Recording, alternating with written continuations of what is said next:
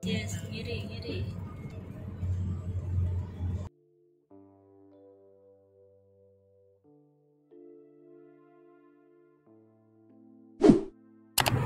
Ini pasti harus jaga kesehatan.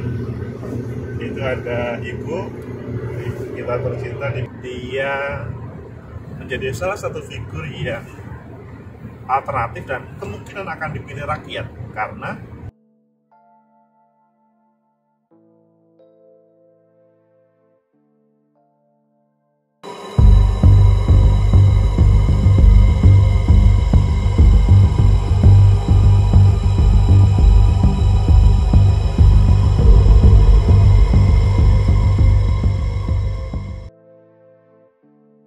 ini perjalanannya mengasihkan.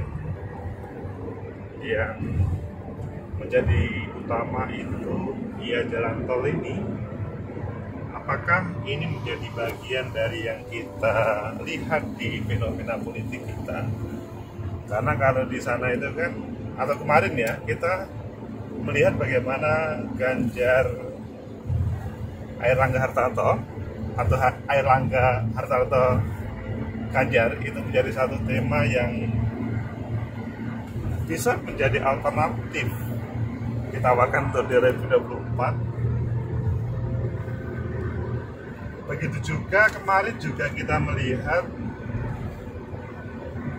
Pak Anies Baswedan sama Bu Khofifah juga bertemu. Wah, ini kan dua kekuatan yang bisa menjadi alternatif bagi 2024. Gimana Mbak Puan? Mbak Puan ada lagi temanya kalau kita ngomong Mbak Puan.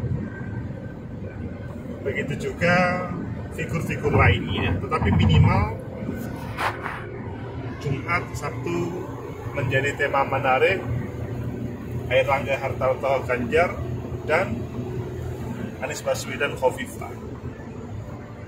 Ya sebetulnya kalau ngomong 2024 itu masih terlalu jauh ya.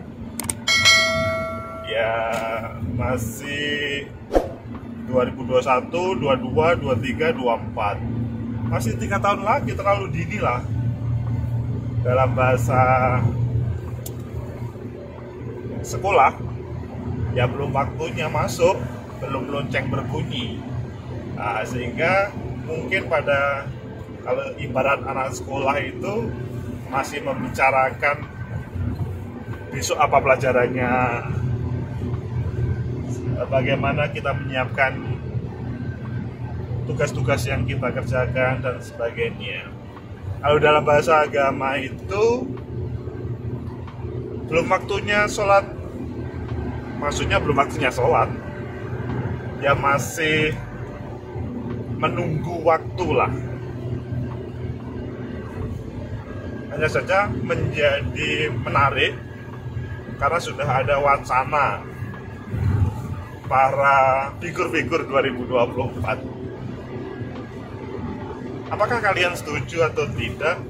Ya itu kan siapapun boleh berpendapat dan siapapun boleh untuk memasang-masangkan satu dengan lainnya. Tapi pintu pertama nanti, apakah ada partai politik yang melirik? Kalau dari 4 tadi yang saya sebut, Airlangga Hartarto ketua Golkar, jelas Golkar pasti melirik. Bukan melirik sih, itu kan partainya sendiri. Meskipun nanti mungkin ada mekanisme dalam proses siapa yang akan dibawa oleh Partai Golkar. Kedua, Ganjar. Kalau Ganjar memang ini menemukan sebuah kendala. Di sana ada Mbak Puan. Ya pasti nanti ada proses mekanisme di partai.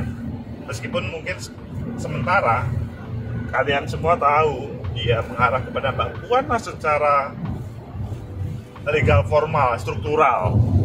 Tapi ya kita tidak tahu bagaimana pada waktu di 2014 dahulu tema yang kuat itu adalah, maksudnya internal partai itu Bu Megawati. Tapi melihat dari elektabilitas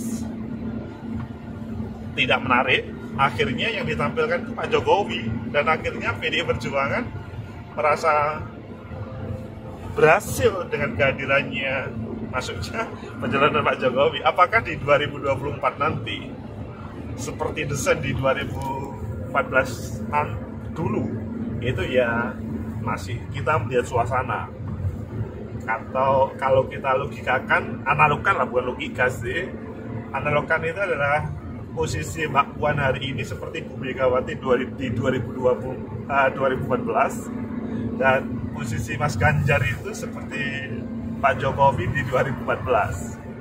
Ya masih 3 tahun sih sebetulnya, masih lama. Yang lain tadi saya sebutkan, Pak Anies Baswedan ketemu Bu Khofifah di Jawa Timur.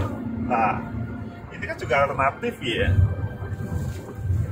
Alternatif kekuatan yang sama hebat. Pak Anies Baswedan sampai hari ini memang beliau belum pernah terlibat dalam sebuah partai politik. Ya kita akui beliau memang pada waktu Pilgub DKI diajukan oleh koalisi. Pada waktu itu yang pertama kali adalah P3 ya, selanjutnya Gerindra sama PKS itu yang mengusungnya. Tapi sampai hari ini Pak Anies itu belum.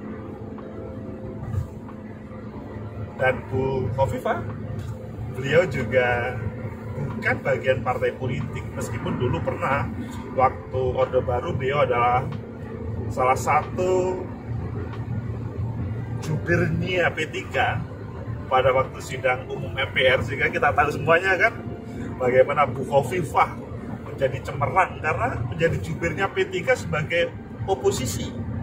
Bagaimanapun meskipun bukan mayoritas, kalau oposisi itu kan langsung dilihat, apalagi dipublis oleh media.